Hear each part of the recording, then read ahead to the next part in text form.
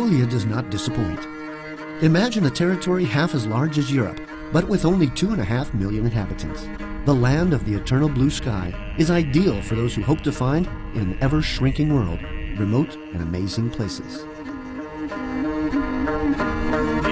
Mongolia is one of the highest places on Earth.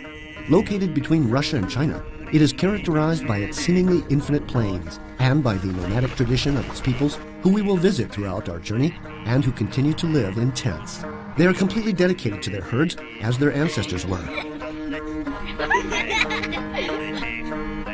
With a continental climate, temperatures in Mongolia range from 40 degrees Celsius below zero in the winter to 35 degrees in the summer. Since the end of the communist era in 1990, visitors have experienced a secure and stable environment that has been the focus of well-established democratic institutions, making Mongolia paradise both for business and leisure. A visit to the Ganden Monastery in Ulaanbaatar, the dynamic capital of the country. The mesmerizing natural beauty of the northern regions.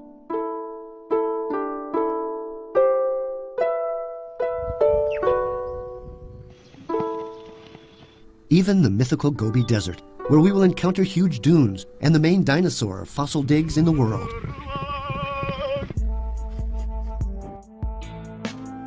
And encounters with its welcoming and generous people will turn this journey into a unique discovery and an unforgettable experience.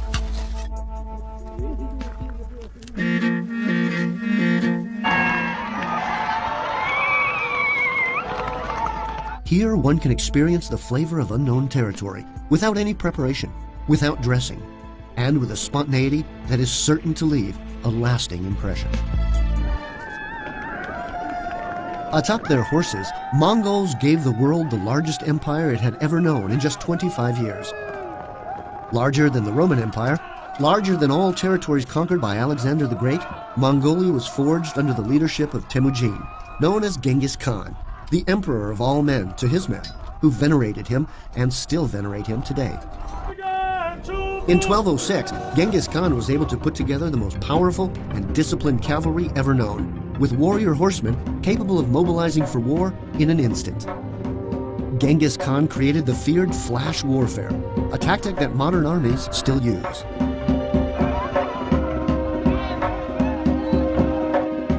This national hero and his successors conquered all of Asia and European Russia, and they established armies even in Central Europe and in Southeast Asia, without ever abandoning their families, who traveled with them in their years.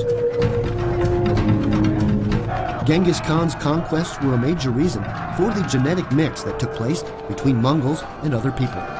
It is said that the greatest treasures for the Mongols were the two key elements for life on the steppes, women and horses. It is also said that 1 out of every 200 people is a descendant of Genghis Khan, although only Mongol children are born with a blue stain on their back that disappears after their first year. Along with a tradition of liberty and free movement that characterizes nomads, and during a period of time known as Pax Mongolica, the Mongols covered an open and secure territory for commerce and for the free practice of religion that began in the Far East and ended in Europe, an area that voyagers and explorers such as Marco Polo took full advantage of.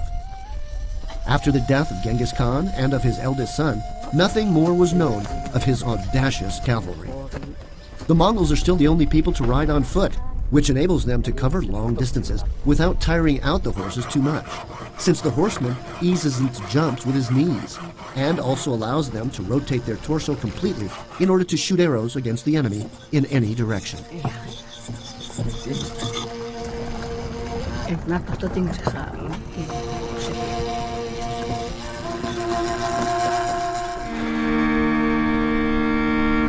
Genghis Khan founded the fastest mail system in history, as they were true pioneers in this form of communication, inspiring many centuries later the famed Pony Express. Tradition has it that one can visit the whole country without spending a dime, thanks to the knowledge Mongols have about the requirements of life on the steppes. Their approach to natural disasters, the solitude of enormous distances, and the ability to survive under extreme conditions tend to generate a feeling of hospitality that makes all sorts of travelers feel quite welcome, because of their amazing willingness to share everything they have without asking for anything in return. The visitor announces that he has arrived at a yurt upon yelling, "Hold your dogs!" The door is always open. One only has to enter, build a fire, and help oneself to a cup of tea before continuing the journey. This way, one needn't carry a heavy backpack full of food. This pride in being the way they are is also apparent from their traditions, as they still conserve their nomadic culture and their ancestral rituals, even as they suffered greatly for long periods of time at the hands of their two colossus neighbors, China and Russia. Remember, never shake the hand of a Mogul with your glove on, even if it's 40 degrees below zero.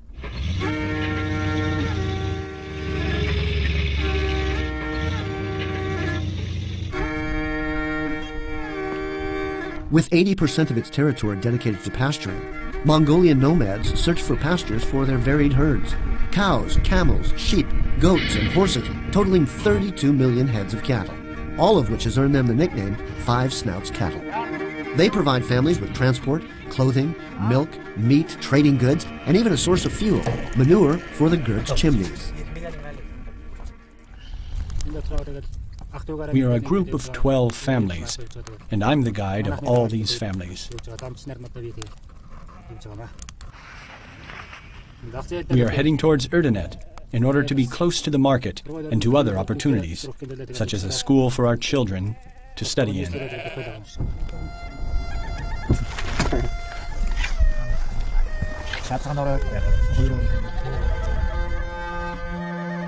The nomadic home is easy to transport and can be built in just 2 hours.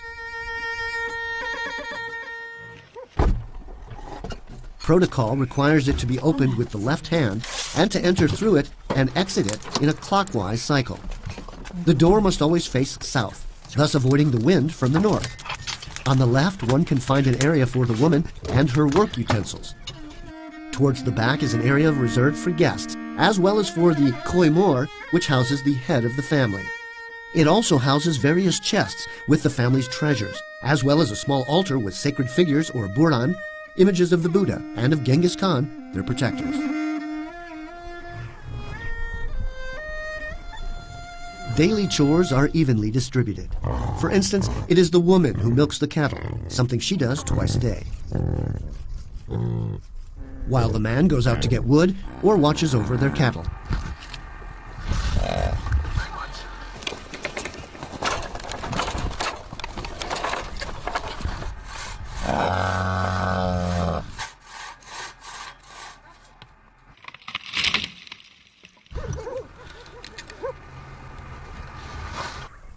Every family has 2 or 3 yurts, the largest of which is the main home. It is always to the west of the others, which serve as storage houses for food. These nomads have found truly extraordinary solutions to their everyday problems of survival.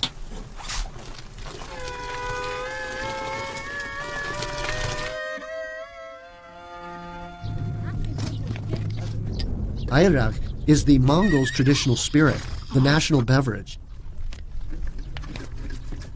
It is prepared during the summer by storing mare's milk for a few days and always mixing it with the same pole.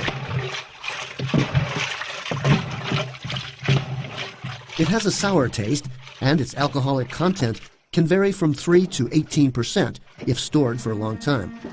It is rich in vitamins.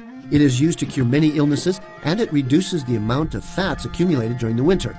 It is offered to visitors as part of a ritual. In such a vast nation with a low population of only 2.5 million people, Ulaanbaatar, with a population of 1.5 million, is the only urban center worth mentioning.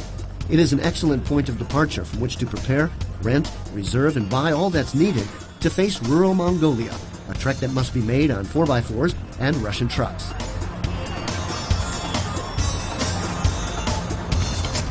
A network of roads emanates from the capital towards the other important cities.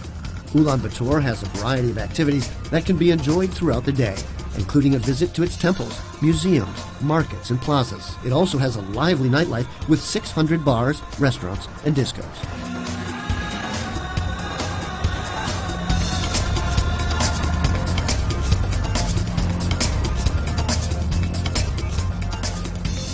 Its name means Red Hero, in honor of the Mongol national hero Sukbatat, who proclaimed Mongolia's independence in the 1920s. His statue presides over the main plaza of Ulaanbaatar. It lies across from Parliament and the modern Palace of Culture. The most important temple is the Gandan Kid Monastery. It is located in the center of the city, and it is the destination of many lamas who come to pray.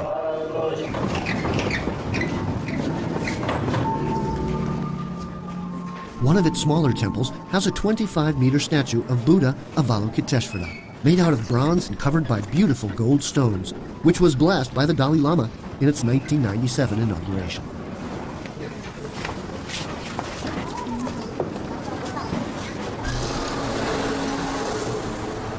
Ulaanbaatar is a city of wide avenues with large buildings that have withstood the test of time and the end of Soviet socialist dominance, where you can find people sitting at tables outside a bar, dressed in their deel, the traditional Mongol apparel.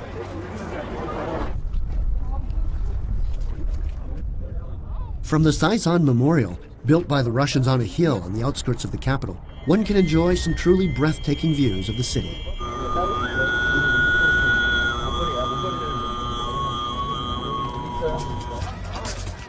On the streets of Ulaanbaatar, we found moving phone booths, Mongols with a landline telephone that is in fact a camouflaged cell phone, useful for communicating with the yurts that surround the city. Some of the braver tourists might dare venture into the black market. It is huge, and it is located on the outskirts of the city, and you can find almost anything there. Here's a tip. If you bump into a Mongol in the streets, make up for it by shaking his hand.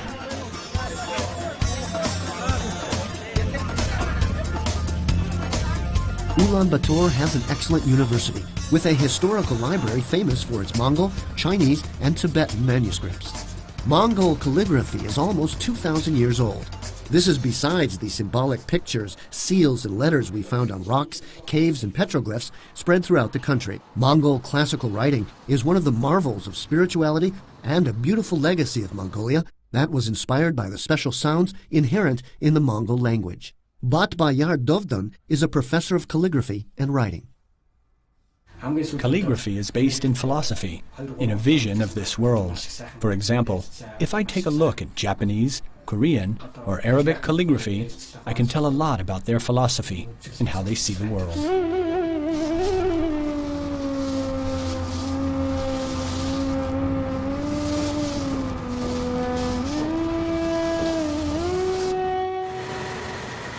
Their economy is based on the textile industry, and this industry depends on natural resources. We bought some handmade rug, dresses, and accessories, as well as some cashmere, a type of precious wool from goats with which they make clothing for export all over the world. Haute couture is one of the capital's fortes.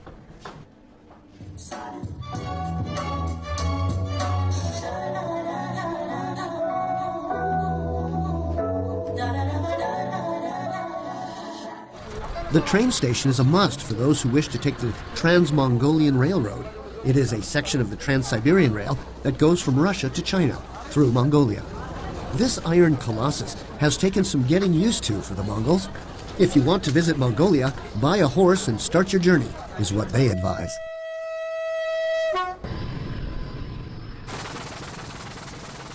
Some tourists prefer to spend the extra cash and helicopter their way through the country in order to save time. To each his own. We prefer our rugged 4x4.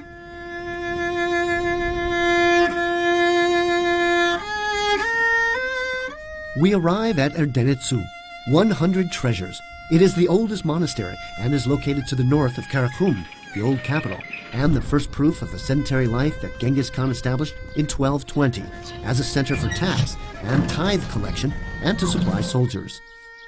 150 years later, it was destroyed by Manchu soldiers.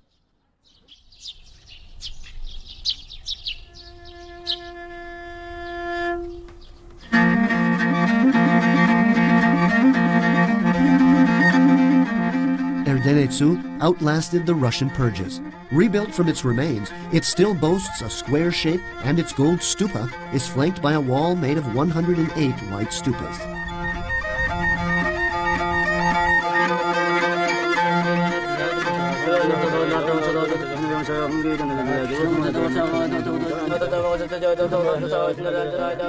This Lama monastery was founded in 1586 by Altai Khan and is Mongolia's most famous historical and religious building.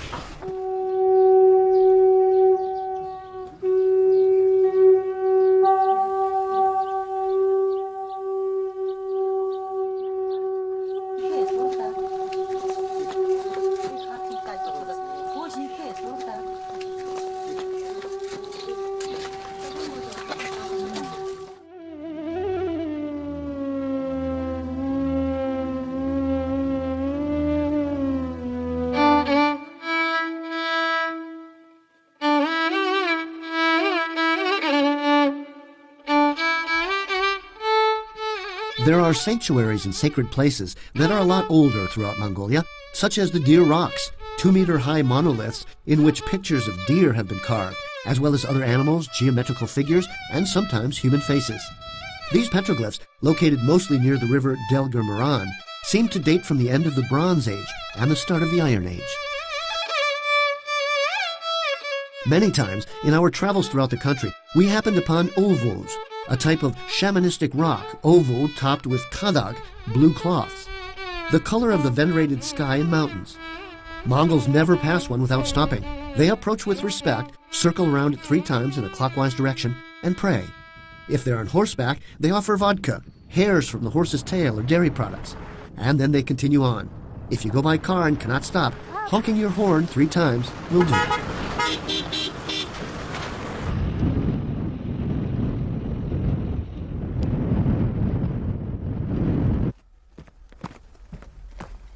In the north of the country, almost on the border with Russian Siberia, we can enjoy the amazing visual spectacle that is Lake Husvug, the intense blue pearl. It has an area of 2,760 kilometers and is famous for the purity of its water and for its majestic environs. This great reservoir is covered with a sheet of ice in the winter. It is the only navigable lake in the country, and it holds, thanks to its incredible depth, 2% of the world's freshwater reserve. It is so transparent and so deep that staring into it could cause dizziness. It is a paradise for fishermen and ideal for spending unforgettable times in the midst of breathtaking nature. Taiga nomads live in Husvug Natural Reserve. They are Tsatan reindeer herdsmen with Turkish roots and of Tuva culture. They descend from the mountains with their reindeer searching for pastures. We will stay here for a while, but from time to time we have to move in order to ensure the best pastures for our reindeer.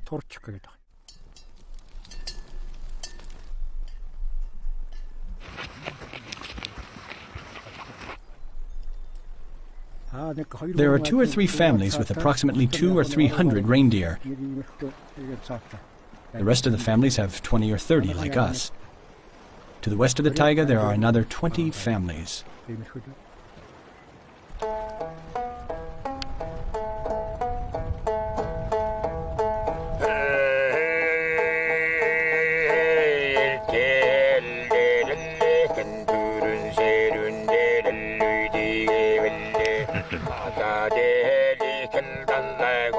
Their tents remind us of North American teepees. Their structure is made of Fitzroy wood beams, and they are covered with skins and canvas. The whole family is involved in erecting the teepees. They can be built quickly and protect its denizens from the winter cold. Even tourists who wish to take part in ancestral customs and learn about one of the last people dedicated to herding reindeer in the world.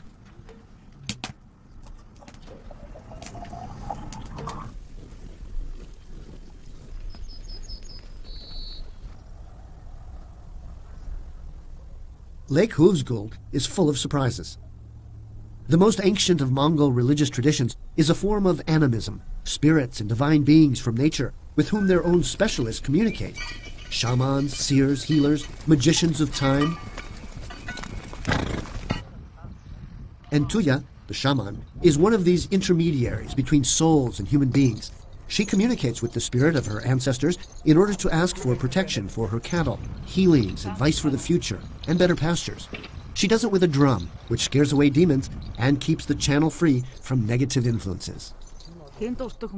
There are specific signals for shamans. It is something that you inherit from previous generations. There are signals that tell you that someone is a shaman, such as fainting for no reason when you are very young. In order to be a shaman, you have to get the gift from heaven. It is very difficult to understand this if you don't understand shamanism. The rituals require precision and a concordance with the rhythms of nature. It goes by the lunar calendar. Every odd day, 1, 3, 5, 7, until the 15th calendar day, you can carry out shaman rituals. And if someone comes after the lunar calendar, it is very difficult to predict his or her fortune. It's like seeing something through a black cloud. But in the first 15 days, it is as easy as seeing something in a sunlit day.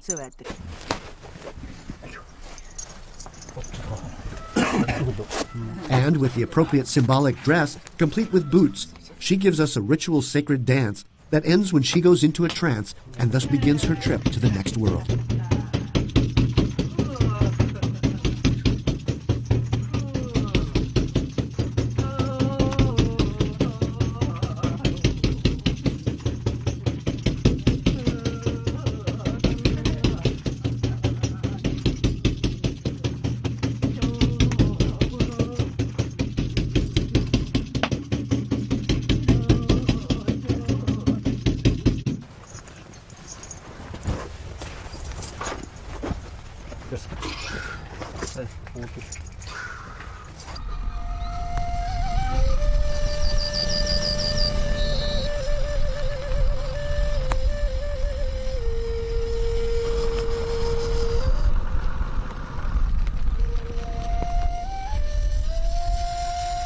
Deep in the steppes, near Setserleg, we find one of Mongolia's natural reserves, the surroundings of Lake Turkhin, Sakhan Nur.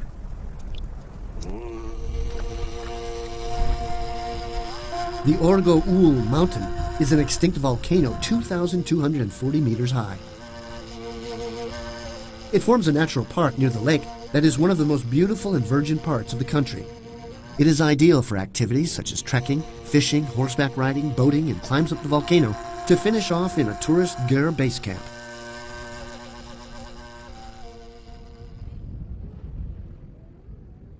We are now in the Altai Mountains in western Mongolia, near the Russian border.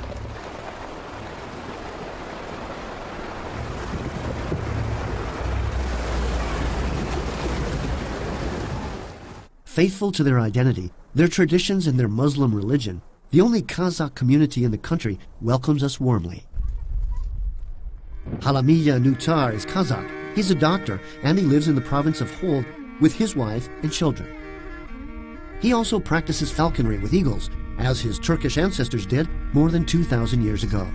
He trains her in the summer, reducing her intake of food as winter approaches, and as her instincts become more acute and she begins to hunt. Of the 8 birds he uses to hunt, he prefers the golden eagle, the female, because she's more aggressive and larger than the male, capable of spotting a rabbit 2 kilometers away. Of course, you have to have certain abilities, but it is basically inherited from your ancestors, parents, and grandparents. Us Kazakhs have a great falconry tradition, and we hand it down generation to generation. They hunt rabbits, foxes for their precious fur, and even wolves.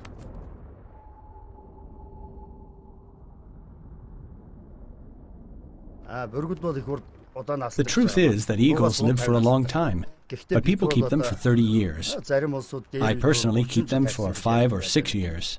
I've had this eagle in particular for 3 years. When they turn 5 or 6, they can reproduce, and I return them to nature. Later on, he returns to the Gyurt with his family, proud of his talent.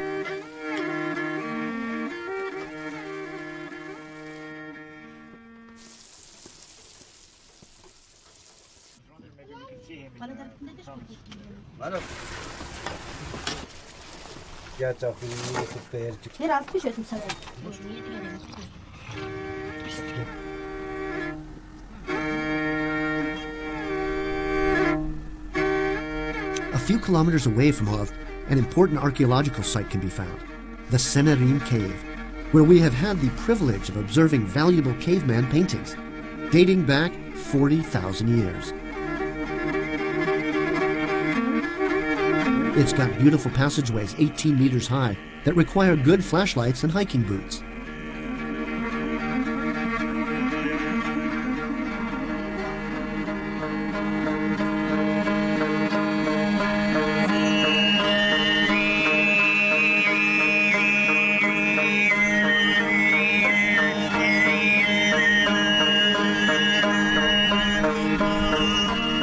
In the province of Hov, we find a sample of this country's traditional music, which includes a large variety of instruments and singing styles, the most famous of which is the renowned male kumi, or Mongolian throat singing. Throat singing is an art that consists in controlling both the throat and respiration. There are 21 different types of singing, and 4 of them are popular in Mongolia. We get people from France and Japan who come to learn this type of singing. This technique consists of being able to sing simultaneously 2 or more musical notes. These pure tones sound like flutes playing above the voice. This incredible singing style has its roots in Central Asia and has been practiced by Mongols and Tuvas. They use this form of singing to resonate with the nature that surrounds them, imitating the sounds of animals, of the wind in the snow-capped mountains, and of many birds. Sound therapy experts have concluded that it is the most powerful instrument in sound cures available to mankind. It is a type of singing that defies the limits of vocal possibilities.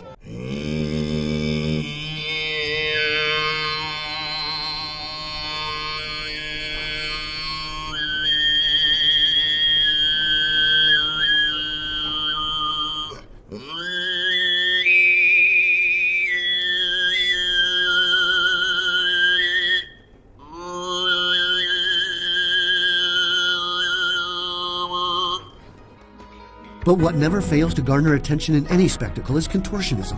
It is prevalent in Mongolia, but it requires talent and constant practice from the age of 5. It's no wonder that they are the true masters of this art. You have to train 2 or 3 times a day for 2 or 3 hours, starting at the age of 5.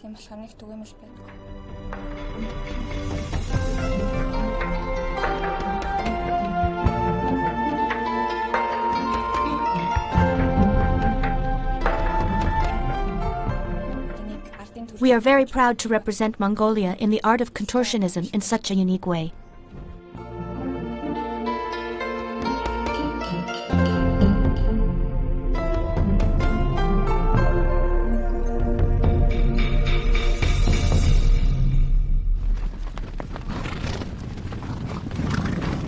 Life in Mongolia is usually spent on horseback. It is the land of the horses. Everything depends on this animal. Sports, leisure, life, transportation, work. Horses are mythical. They're legend. They constitute, in part, the origin of the Mongol Empire. It is thought that a child learns to ride on horseback before he learns to walk. Horse training in Mongolia is more than just a job. It can garner national awards and recognition if the horse responds well during a race and wins. The 40-day training period before the race is decisive. One must make a horse sweat and lose fat, which is why they use blankets to cover the horse while it runs. Kids are used as jockeys in races. They begin to ride when they're 3 years old and compete when they're 6. Part of the ritual is to make the horse know when the race is about to start, which is accomplished by singing to prepare it.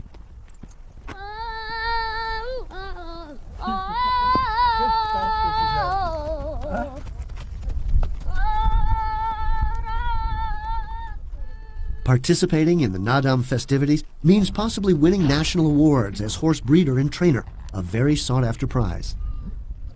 You need a lot of patience, effort, and dedication. It is my 60th anniversary as horse trainer. You have to work with horses from the day they are born. First, you have to decide if it can race. You can use a horse for 20 years. You need a lot of time and patience, and if you trust the horse, you have to follow your first instinct for it to be a good racing horse.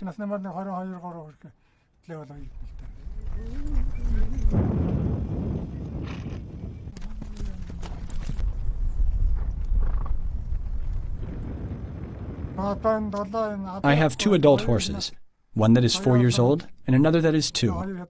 They both performed very well last year, so I expect better results this year.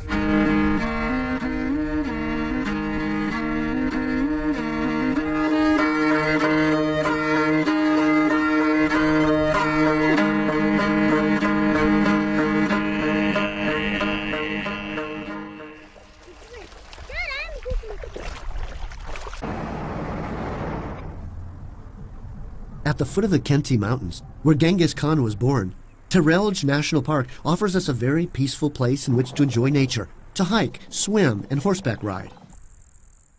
Alongside a few nomadic herding families, the breathtaking beauty of the mountains, the steppes, and the alpine forests can be taken in at will. One can also enjoy 2 particular curiosities, the rocks of the turtle and of the book-reading monk. They are 2 among many enormous rock formations created by ancient glaciers during the Mesozoic era.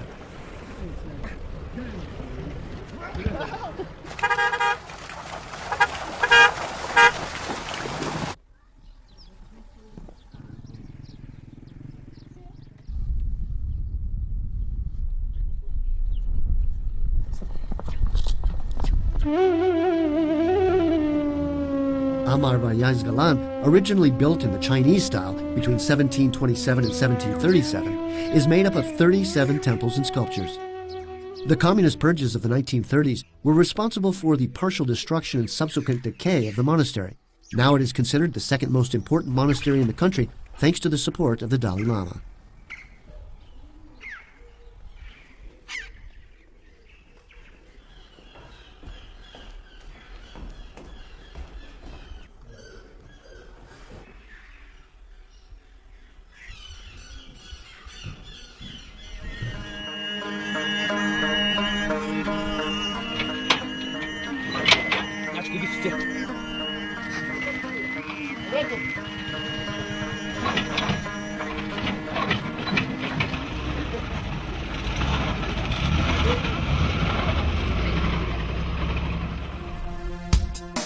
South of Amar-Bayaz-Galan, we find the copper mine of Erdenet, the third largest open-pit surface mine in the world.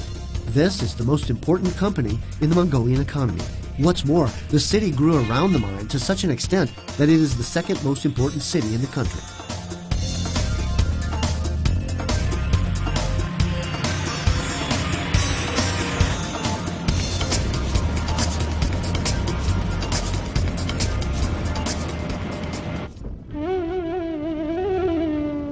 Located in the south of Mongolia, the Gobi Desert takes up 1/3 of the nation.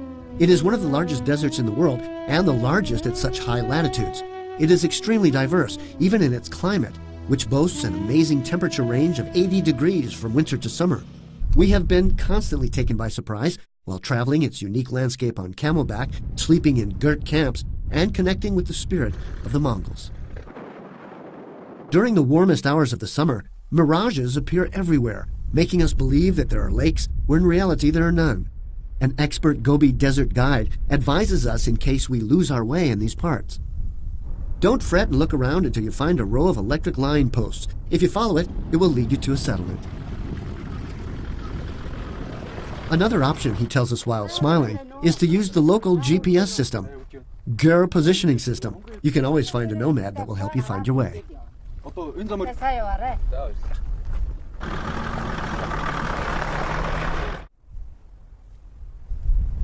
In the mid-Gobi region, we find a group of granite rock formations in which two monks carved inscriptions in the 19th century. Legend has it that ChinggisKhaan set up camp here during one of his journeys.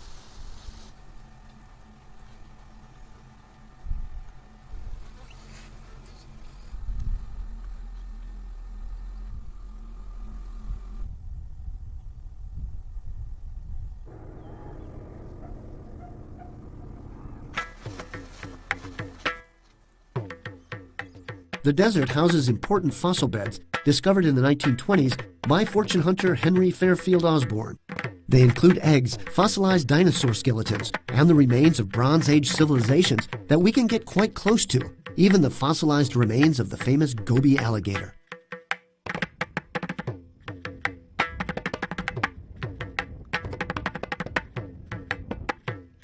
Another rarity of the desert is that in its mountains, the last of the desert bears can be found, as well as Bactrian camels and many species of horses and reptiles. Because of this entire unique fauna, it was declared a UNESCO Biosphere Reserve in 1991.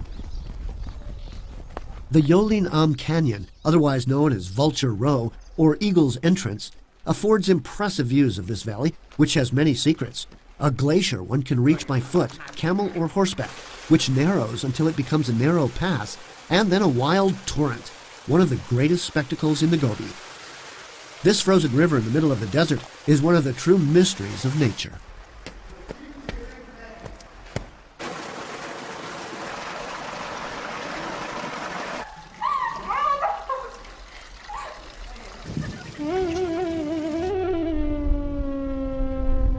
The sand dunes of Hongorinels, which means singing dunes, are 180 kilometers long and 100 meters high, the tallest in Asia. They are thus called because of the sound the wind makes when it breaks on the dunes, though this wind can become a devastating gale that sometimes lasts up to 2 days.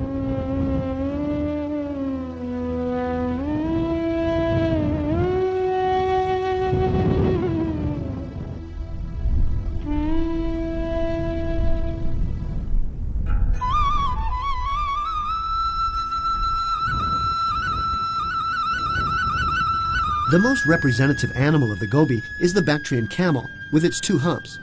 Dembarel breeds camels. He has around 40 of them, both young and adult. His father was a breeder, and his youngest son carries on the family tradition. I have been living here for 70 years. When I was a child, I spent time taking care of animals with my parents.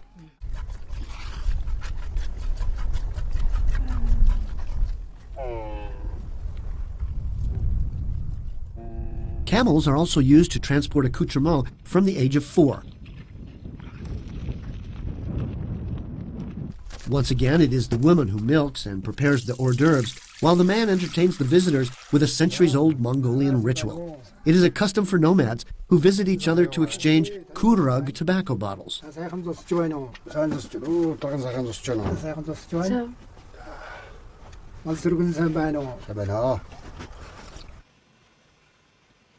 It has none of the effects associated with narcotics, and it has a minty taste. They thank each other for the tobacco gifts and begin to chat.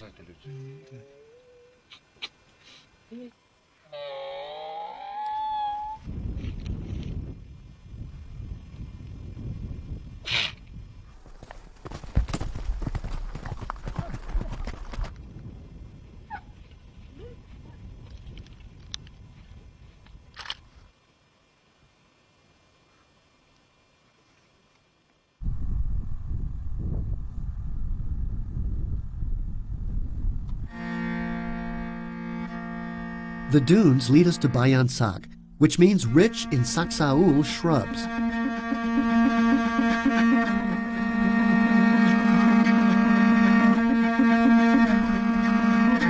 It is an area of archaeological interest from the Paleolithic era known as the Cliffs of Fire, where hundreds of fossilized dinosaur eggs have been found. A visit through the dinosaur cemetery is a real luxury for one who seeks out footprints. And watching the sunset in the so-called Cliffs of Fire is a real luxury for one who seeks out beautiful lights.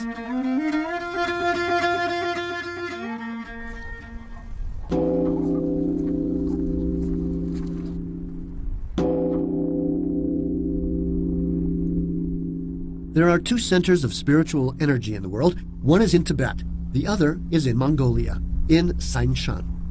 Noyon Hutgat Dansam Varaj, a monk that reached a high state of nirvana, created this center. It is paradise for Buddhists, and it means sacred land. There is a 9-step path to reach nirvana. A visit here will make you feel this paradise in your mind and in your heart. They say that even your mobile phone will be charged with energy.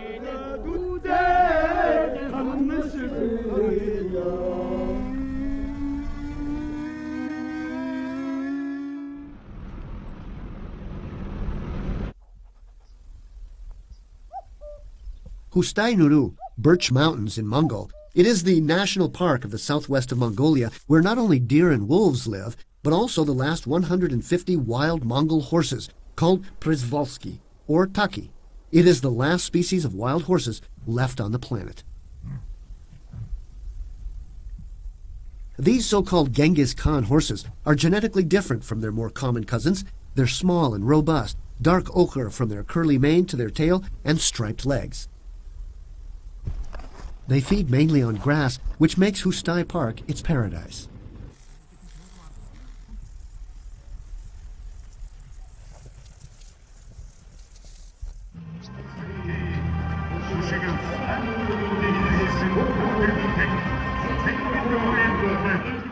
Naddam has been Mongolia's national festival since the days of the Hunu. It is celebrated every year from the 11th to the 13th of July, on the eve of the short but splendid Mongol summer. During this time, the rhythm of the city is transformed.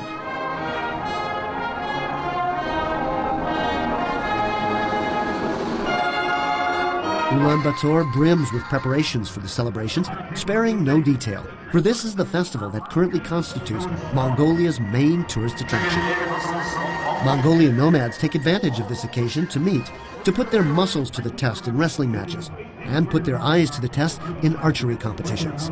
But above all, Naddam is all about horseback riding, showing off horses, buying and selling them, and racing them until exhaustion, even if they end up crying over a horse that has collapsed. For a Mongol, a horse is like a brother. All this is done to prove that they are true children of Genghis Khan. The three most important events of this festivity are three competitions: wrestling, horse racing, and archery. The best wrestlers in the world are Mongolian. The competition takes place in Ulaanbaatar's central stadium. There are no weight categories nor time limits. The first wrestler to hit the ground loses, which is why they can remain tangled to each other for hours on end. The winning fighter receives the title of Lion and honors his defeated foe and the judge with the dance of the eagle.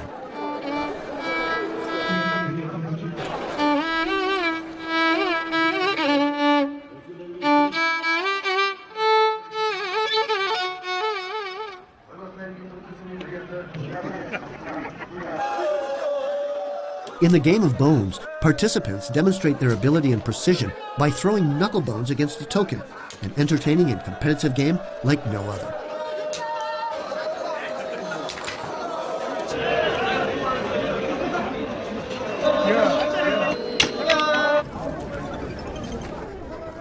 In olden times, archery competitions were of great military significance. Archers stand in line and shoot arrows at a target made of hollow balls, made of skin bundled up in the shape of a pyramid. Judges decide whether the shot deserves a point or not. If an archer hits the bullseye, the judges face the archer with their hands up high and sing the song of flattery.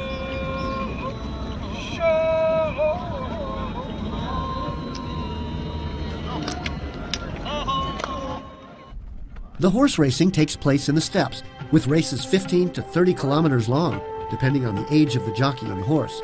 Up to 6,000 horses participate in the races, 300, 600 per category. It is a tough trial that awards strength and mastery. Boys and girls between the ages of 6 and 13 race them, although sometimes children as young as 5 also ride. They ride with no protection besides their traditional dress. They sing the mantra before beginning each competition to warn the horse that the race is about to begin.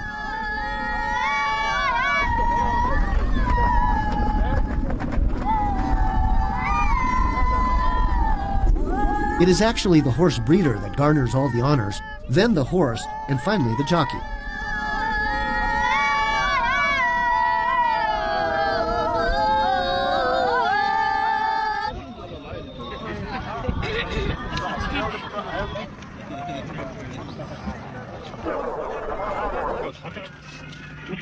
The horse trainer follows the race on television in the company of family and friends, as does the rest of Mongolia.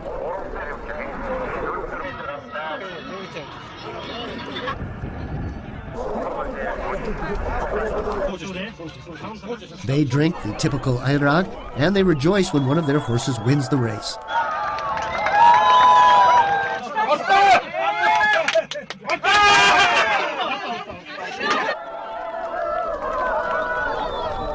The award for the winner of each category is the title of Tumni Ik. Although they are exhausted, both winners and non-winners get off their horse with their spirit whole, which is a glorious feat because, according to tradition, it is better to break your back than your spirit.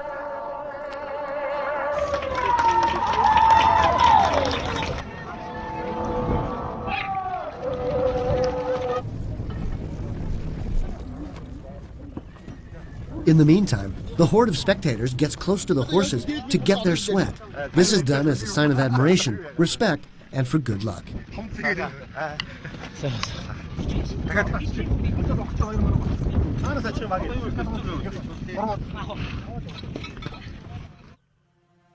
Celebrities such as Ewan McGregor consider Mongolia the ultimate undiscovered Zen destination. George Soros, possibly the most famous multi-millionaire speculator in the world, held his annual company retreat in a Gobi Desert garret. Nobody takes from Mongolia anything they haven't brought with him or her. The immense steppe is like the watering place of the heart, making the superfluous disappear and the essential flow. According to legend, good luck is an invisible horse that only the lucky ride without anyone noticing. When you lose control of your horse, good things no longer happen to you, and you will fall in disgrace. If you dare to delve into the nation of the blue sky, you might delve into your own self like never before. Absorb its ancient essences, its rustic virginity, and its adventurous spirit. Venture to ride the invisible horse that awaits you, and learn to ride it without anyone noticing. Good luck.